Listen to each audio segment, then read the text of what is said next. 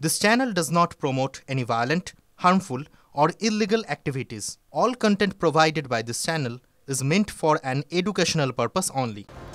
আজ সকালেই খবর আসে আমাদের কাছে যে গোবিন্দা রিভলভার ঘাঁটতে গিয়ে নিজের পায়ে নাকি গুলি করে ফেলেছেন। জুনিয়র ডাক্তাররাও কি সেলফ গোল করে ফেললেন নাকি? কেন বলছি, পুজোর মুখে আবার পূর্ণ কর্মবিরতির ঘোষণা জুনিয়র ডাক্তারদের। যে জনতার অকুণ্ঠ সমর্থন এতদিন তারা পেয়েছেন, সেই সমর্থন কি আদৌ বজায় থাকবে? হাসপাতালে হয়রানির পর রোগীর পরিজন কিন্তু প্রশ্ন তুলতে শুরু করে দিয়েছেন। সিনিয়র ডাক্তাররাও এবার দ্বিধাবিভক্ত।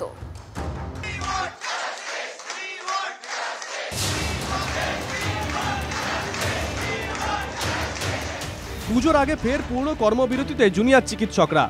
আরজিকর মেডিকেলে মহিলা চিকিৎসককে ধর্ষণ ও খুনের পর কর্মস্থলে চিকিৎসকদের নিরাপত্তার দাবিতে ৪২ দিন পূর্ণ কর্মবিরতির মধ্যে দিয়ে বিক্ষোভ দেখান জুনিয়র চিকিৎসকরা। রাজ্য সরকার কিছু দাবি মেনে নেওয়ার পর সেই কর্মবিরতি আংশিক প্রত্যাহার করেন তারা। কিন্তু সোমবার সুপ্রিম কোর্টে আরজিকর মামলার শুনানির পর ৮ ঘন্টা জিবি মিটিংয়ে মঙ্গলবার থেকে ফের কর্মবিরতির ডাক জুনিয়র চিকিৎসকদের। তাদের অভিযোগ, এখনও হাসপাতালে চিকিৎসকদের নিরাপত্তা দিতে পারছে না প্রশাসন। সাগর দত্ত মেডিকেল কলেজ চিকিৎসকদের ওপর হামলার ঘটনা তারই প্রমাণ। নিরাপত্তা নিশ্চিত না করা পর্যন্ত এই আন্দোলন চলবে জানিয়ে দেন আন্দোলনকারীরা। কর্মবিরতির জেরে মঙ্গলবার সকাল থেকে ব্যাহত হচ্ছে পরিষেবা। অসুস্থ শিশুকে নিয়ে চিকিৎসার জন্য 10 দিন ধরে হন্যে হয়ে ঘুরছেন।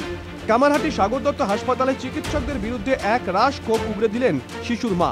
10 দিন হয়ে গেছে, 3 দিন এনেছি 10 দিনের মধ্যে, তাহলে এখনো ভালো হলো না, তাহলে আমরা কিছু বলবো না? তাহলে এতগুলো রোগী আছে, আমাকে একাই দেখতে হবে, তোমার কথা শোনার টাইম নেই, এইসব ভাষা বলছে কেন?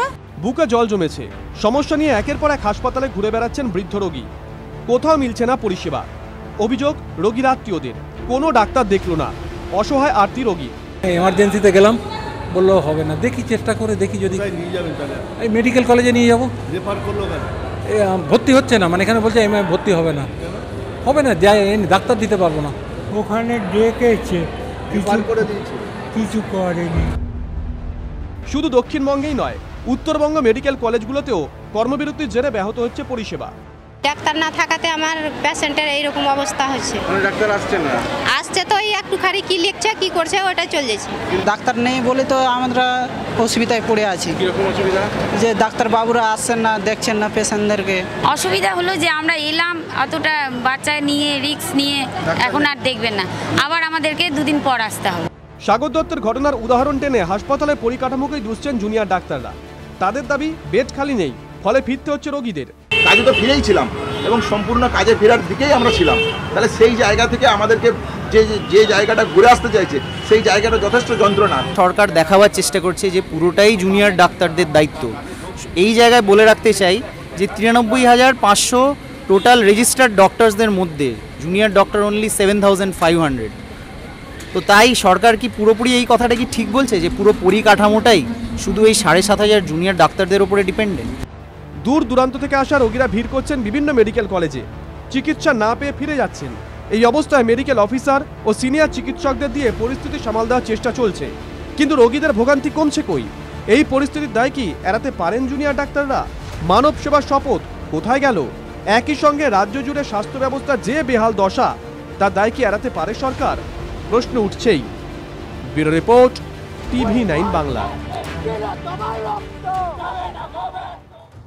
দেখুন, যে কথা বলছিলাম, আবার এই কর্মবিরতির ডাক, এবং এতে আমরা দেখছি সিনিয়র ডাক্তাররা, তাদের মধ্যেও একটা বিভক্ত ভাগ চলে এসেছে।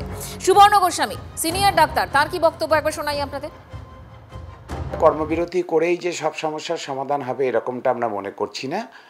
ফলে কর্মবিরতির যে আবার সিদ্ধান্ত জুনিয়র ডাক্তাররা নিয়েছেন, আমাদের পরামর্শ, সিনিয়র ডাক্তারদের পরামর্শ থাকবে যে এটা তারা পুনর্মূল্যায়ন করুক। কর্মবিরতি না করেও আমরা সিনিয়র ডাক্তাররা যেমন যে রাস্তায় আছি, আমাদের মনে হয় জুনিয়র ডাক্তাররা যদি সেই সম্ভাবনাটা এক্সপ্লোর করে, স্বাস্থ্য পরিষেবা যদি বিঘ্নিত হয়, সত্যিই সরকারে কিছু যায় আসছে না। যে গরিব যাবে আসবে, সেটা যে গরিব মানুষ। প্রচুর ভ্যাকেন্সি সিনিয়র ডাক্তারদের, কম লোক দিয়ে বেশি পরিষেবা তারা দিয়ে যাচ্ছেন, কিন্তু তাদেরও একটা সীমা আছে, যে কতটা তারা বাড়াতে পারবেন, কতদিন সেটা পুষিয়ে দিতে পারবেন। ফলে যে এরপরে কর্মবিরতি বেশি দিন চললে অবশ্যই গরিব সাধারণ মানুষ, খেটে খাওয়া মানুষ, যাদের আর কোথাও যাবার জায়গা নেই, তাদের স্বাস্থ্য পরিষেবা ব্যাহত হতে পারে।